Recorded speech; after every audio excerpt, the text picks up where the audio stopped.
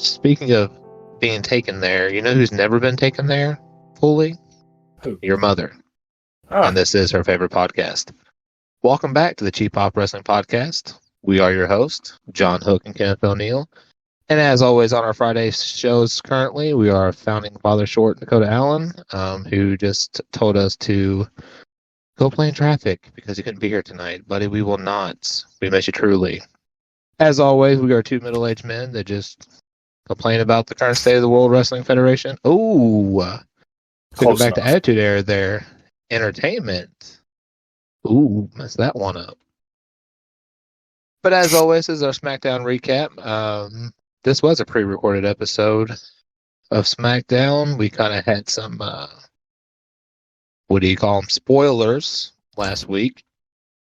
All in all, not a terrible episode, but we'll get right into the match card. Hook, why don't you get us started, buddy?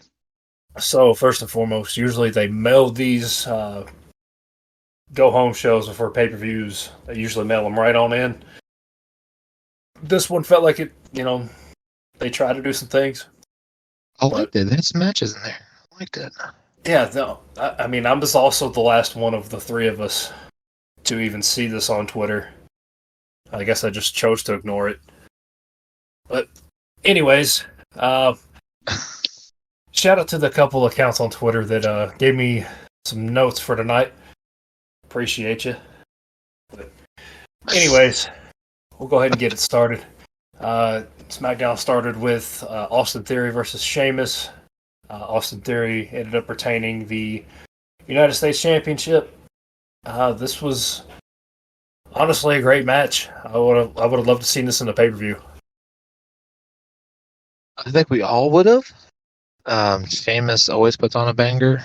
Austin Theory's great in the ring for, what he is. We had the Brawling Brutes out there, which wasn't expecting pretty deadly, but, at least they're getting involved in some storyline. So I'm not mad at it. I think it was a great match, great start to Raw, really kicked it off, because that match should have been in there in the Night of Champions, but we'll take it. Right. Another thing. Here is my hot take on Sheamus. May not even be a hot take. He is a top 4 performer in WWE. Who? There's top 4. Sheamus. Oh, God, yeah. Yeah. It's not even close. I was going to say, probably not even a hot take. No. The You're just top, speaking facts. the top 2, in my opinion, are the ones going for the World Heavyweight Championship. Then you can throw in Cody. You can throw in Cody Rhodes and then Sheamus in there. Those 4, best in the business. Without a doubt. Moving right along, we had a backstage segment. Roman announcing his 1,000-day celebration that's going to be happening next week. And then Jimmy acting like he was going to get up. Then refusing to sit down for Roman. Then Jay having to break that up. I love this because the whole main event Jay thing, Jimmy kind of took a back seat. Now the roles have flipped. Yes. Now And I love it. Yeah, I wanted a storyline with the other brother because I feel like he gets overshadowed a lot, and he's just as good, if not better, than his brother. Without a doubt, I like the Jimmy not backing down at all. Like, my man is, but spoiler alert when we get into the main event there, but, him referring to himself as a tribal chief and just not really giving a dang what Roman thinks, and I'm here for it. Yeah. During the whole thing with Sammy, he was always the happy-go-lucky guy. And then the way they told this, we've complained about the Bloodline storyline for months now, but he's the one where, like, slowly his facial expressions changed throughout the storyline. Now he's gone full, like, I want to say Anakin Skywalker turning against, slowly going on the bad side, even though they are the bad guys. You know what I'm trying to say. I get what you're putting down, buddy. I'm picking up what you're putting down. The council's not accepting him, so now he's turning. And, We can talk more at the main event there. We can go on to the next one, buddy. Yep. This next match was the one meh match, even though we love Bailey on this show. We had Raquel Rodriguez and Shotzi versus Damage Control with Bailey and Io Sky. Didn't see a whole lot of botches, so hats off to Shotzi. Yeah. That's all we can say about that is good job not messing up. Well, I think so.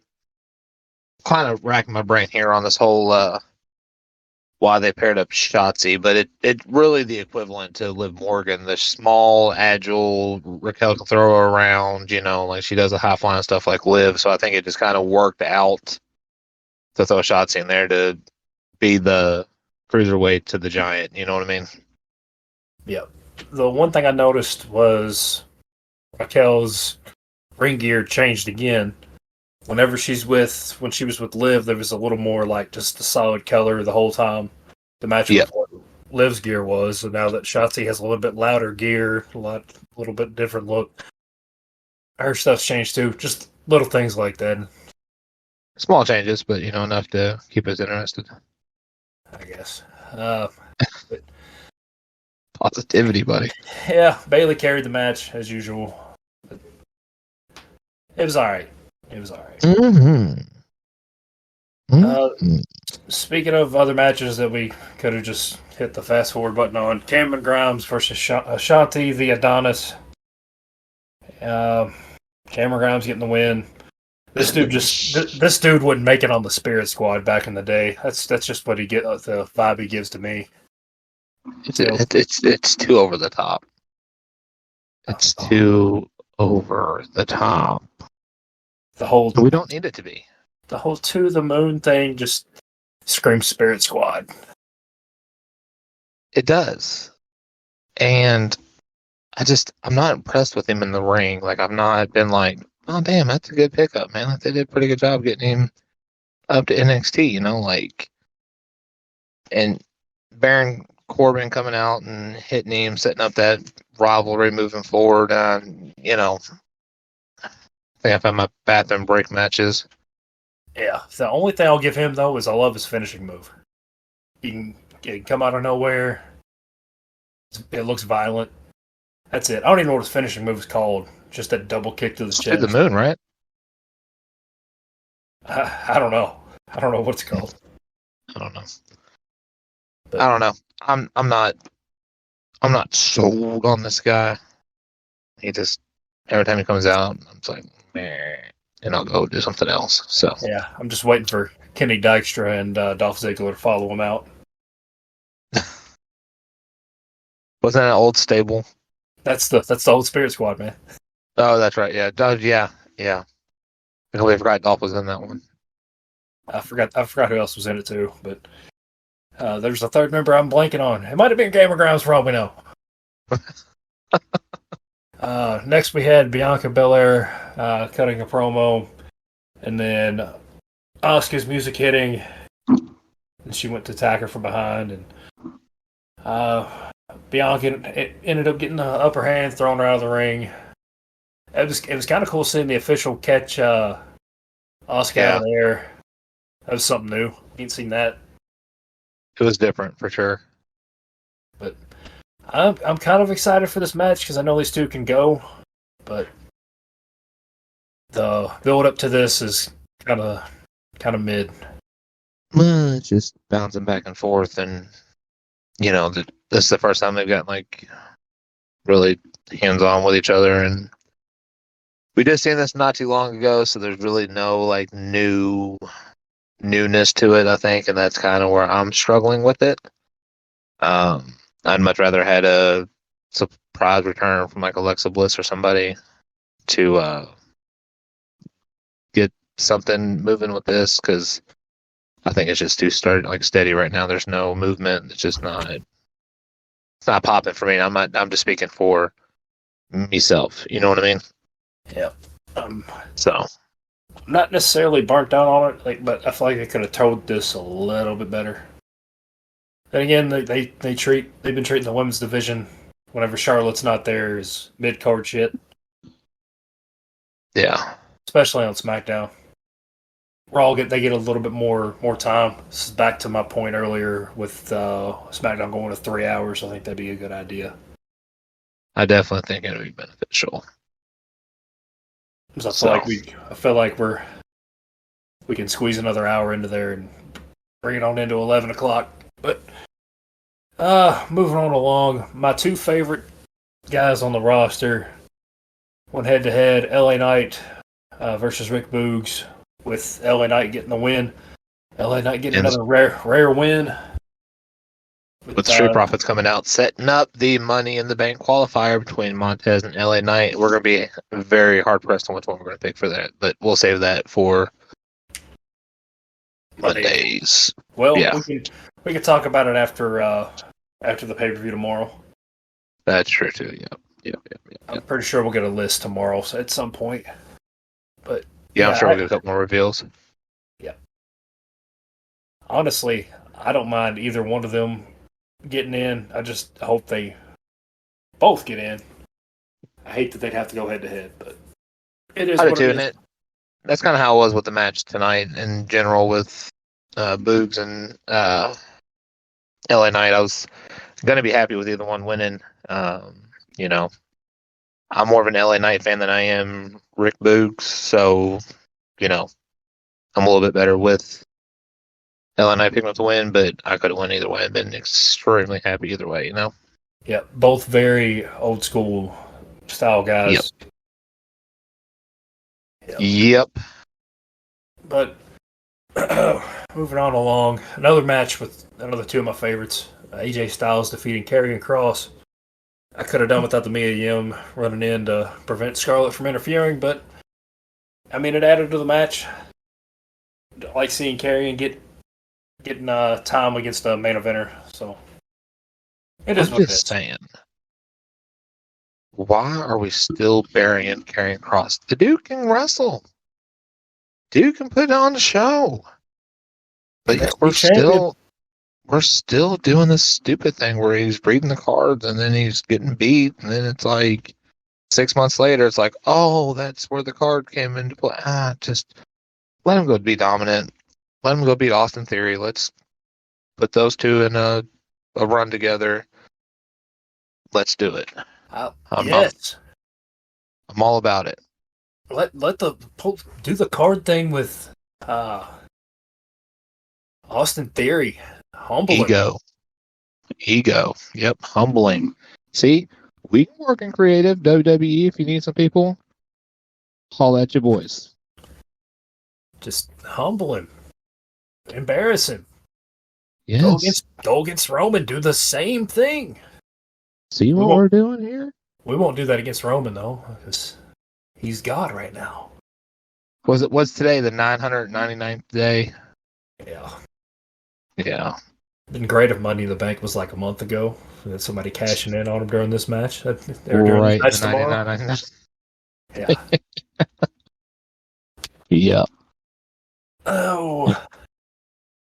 Then, lastly, we got the main event segment. This wasn't even a match. This is another thing that annoyed me. Another thing could have added to another hour to the show. Even another 30 minutes to SmackDown would just make this thing go so much smoother. We had the KO show with Sammy and Kevin Owens coming out to the ring first. Then you had Paul Heyman basically coming out and saying, I don't say when he comes, or you don't say when he comes out, I say when he comes out. Then the Usos came in. Jimmy basically called himself the Tribal Chief. Loved it. And then as soon as he said it, Roman's music hit. And we went from there. We had a little brawl breakout with Bloodline beating the hell out of Sammy and Kevin. And then the Usos grabbing the tag team titles. Jay giving his up right away to Solo. Jimmy refusing to give it up. Then Jay walking over to Jimmy like, hey man, give me the belts. Give me your belts. I'm gonna give them Just give me the titles. Give me the titles. Give me the titles. I'm trying to play peacemaker, then gives them to Roman.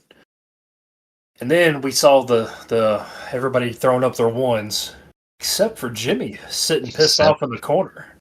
Yay. And we Hopefully, had Roman commit the cardinal sin of touching the titles, which you're not supposed to do. But I'm so torn on these, man. We did our picks the other day, and now that I have time to think about it, I got a hot take at the end of this. well, Are they really going to let Roman lose on his 1,000th day? he won't be the one taking the pin. I don't think he will either, but you know what I mean? Yeah, a It just makes too much sense. A DQ also ends the match too, though. Right, that's true too. And they don't lose the titles. Champion's advantage. Yeah, so they can still win, but not get the titles. Kind of. Okay. There's a bunch of different things that can happen here. So are we both on the same page here that we think that the Usos are going to come mess this up? Yeah. I wish this was just for the SmackDown titles because they can tell one hell of a story if it was just for the one set. I'm going to say it again. I've said the last couple of shows now. If they made it for just the SmackDown titles, let Roman win it, and then set up that rivalry with the Usos for SummerSlam. And make Roman basically have to have 2 matches in a night. You have somebody cash in that Money in the Bank on him after that match is over with. Go into SummerSlam with everything, leave with nothing. Walk out, lost everything. Then you have, like, let's say Cody Rhodes wins it. Come in for Cody on WrestleMania, and then we get to see some fun stuff. But, we don't work creative. I got my own version of how I want Cody to take down Roman. Even if it is Money in the Bank, he wins it. He cashes it in on an announcement, so that way there's no run-in. And then everyone's banned from ringside, leaving Roman one-on-one. You know what I mean? Yeah. So that does conclude our SmackDown episode. Unless you have anything else to add on to the show? Nope. Letter grade? C+.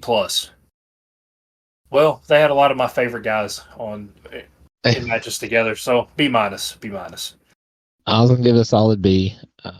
I'm not upset how the episode went. I'm not like, oh, that was one of the best SmackDowns ever. I think they did do a better job of a go out show. You know what I mean? Even though it was pre-recorded. Loved it. I give it a B. I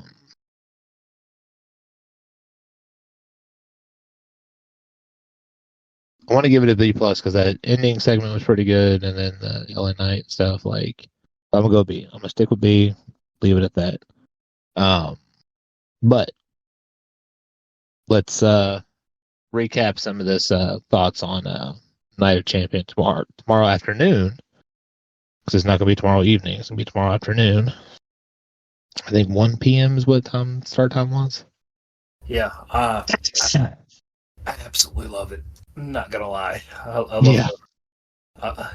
love the midday pay-per-views. Do more foreign pay-per-views, WWE, please.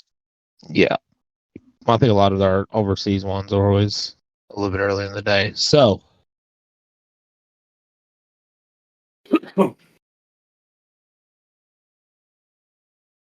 Cody and Brock.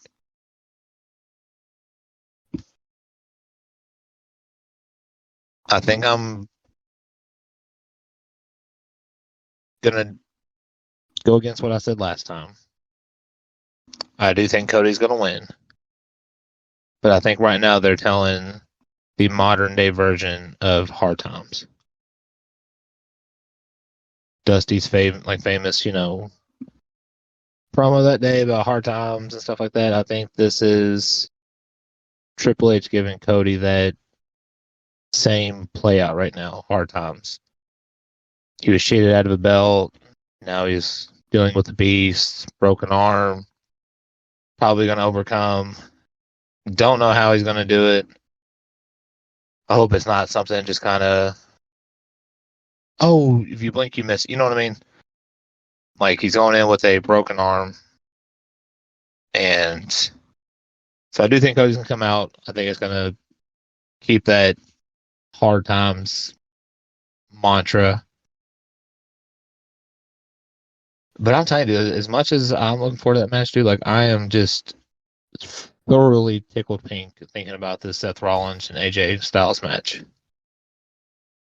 Yeah, like I said earlier, that's the two best in-ring performers in wrestling in general, in my opinion.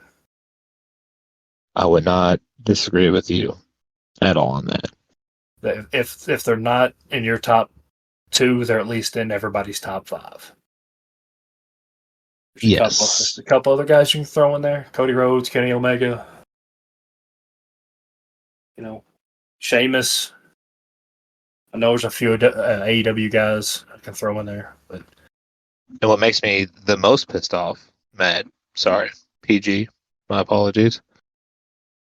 One of the top performers in today is currently not wrestling because they won't give him the contract he wants. But I digress. Yes. I digress. I'm hoping we get a special announcement for Money in the Bank that he's coming back. He also had a sister-in-law recently pass away, so that's probably throwing a little bit more of a delay on everything. Prayers out to his family. But yes. That's probably going to hold things up for a little bit longer. But he's still got a little bit left on that contract, and they're still using him in ads and promotions and stuff. So I thought didn't they just take him out of the Royal Rumble one?